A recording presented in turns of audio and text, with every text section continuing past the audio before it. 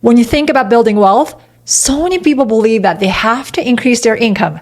Of course, you have to have earned income, but it's not just about how much you make. It's about what you do with what you make. I've worked with high net worth clients making $200,000, $300,000, or $400,000 a year who still live paycheck to paycheck, and others earning $70K, $60K, or even $50K who are building real wealth, while some famous celebrities who earned tens and hundreds of $1,000,000 went bankrupt. So what's the difference? The way you manage your money is what separates the financially stuck from the financially free. So in this video, I'll break down the 15-65-20 system, a simple strategy used by high net worth clients, now adopted for everyday earners like you. Today, you'll learn 1. How to build a real emergency fund without feeling broke. 2. Why investing early matters more than investing big. 3. The smart way to spend guilt-free without wrecking your goals. So let's just dive in. Part 1. 15%. Pay yourself first. Set aside 15% of your income for you. Not recurring bills, not spending, just for your future. This is your financial safety net and your growth fund.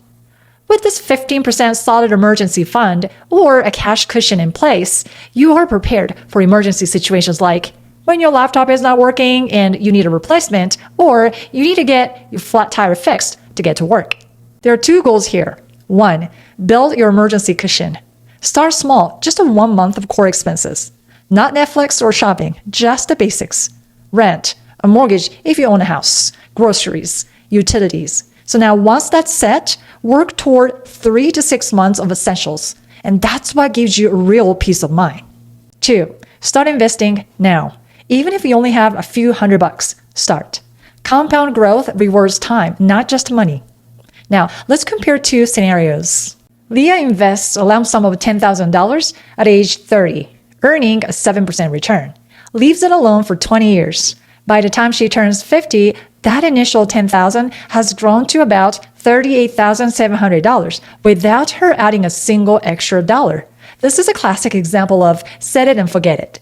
Ryan invests $20,000 starting at age 40. Instead of a lump sum, he contributes $2,000 annually for 10 years, also earning the same 7% return. By the time he turns 50, his $20,000 investment has grown to about $27,600, which is not bad. But Leah ends up with more, even though Ryan invested twice as much overall, because time did the heavy lifting.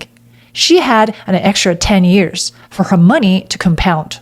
This is why financial experts say, start investing early, even if you're new. This is where that 15% really goes to work. You don't need to be an expert to start building wealth. You just need a system. Here's what I recommend to my clients all the time. 1.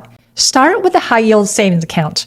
A high-yield savings account is your short-term safety net. Easy access, FDIC insured, and way better interest than your regular bank account. This is where your emergency fund lives. 2. Open a Roth IRA. A Roth IRA is a type of a retirement account. You open on your own, not through work. Here's how it works. So you put in your own money after taxes, usually from your checking account. And over time, your investments grow. When you retire, you can withdraw all the money tax-free. You can open a Roth IRA with platforms like Fidelity, Charles Schwab, Vanguard, or even apps like Betterment or MI Finance. It only takes 15 to 20 minutes to set up online. And if your employer offers you a 401k, you pay no taxes now, grow money tax deferred, and you pay taxes later. And if there's a match, take it always. 3. Invest in low-cost index funds and ETFs. Stick to funds that track the total market or the S&P 500. They're diversified, low-fee, and require zero micromanaging because you're not trying to beat the market. You're trying to stay in it long enough to win. So start with consistency. Even $100 a month adds up over time when it's invested right and left alone to compound. Part 2, 65%. Cover the essentials, but stay in control. This part of your income, about 65%, should go toward your core, non-negotiable living expenses. Rent or mortgage, groceries, utilities, electricity, gas, water, internet, transportation, car payments, insurance or gas, and other basic insurance, health, renters, and home. The mistake many people make is letting these costs creep up every time they get a raise. You get a new job with a better paycheck, and suddenly you're moving into a luxury apartment or financing a brand new car. That's how lifestyle inflation traps you, and it's harder to undo later. Here's a quick example. Let's say you bring home $5,000 a month. Your 65% cap would be $3,250 for all essentials. So if rent is $2,000 and your car costs $600, that leaves $650 for groceries, utilities, and insurance. If you're going over that cap consistently, it might be time to reevaluate some of those fixed costs. Small tweaks make a big difference. Can you refinance your car loan for a better rate? Can you switch cell or internet providers to lower your bill? Are you overpaying for insurance or subscriptions you rarely use? But the goal isn't to live bare bones. It's to keep the big ticket items from silently draining your future. The more you contain this 65%, the more flexibility you gain in other parts of your budget. Part 3, a 20% guilt-free enjoyment. Believe it or not, this is the part most budgets forget. Joy. Once you are comfortable with part 1 and 2, it's not unusual that a lot of people stop having fun.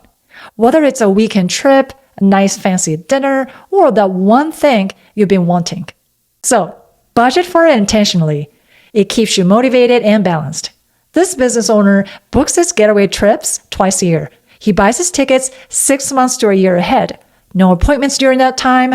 Think of it as self-investment. Use 20% of your income on things that bring you happiness. Because if you never enjoy your money, you'll eventually give up on your plan. To wrap up, here's a system. 15% of your income goes toward your future, emergency savings, and investments. 65% goes toward core living costs. 20% goes toward lifestyle and joy.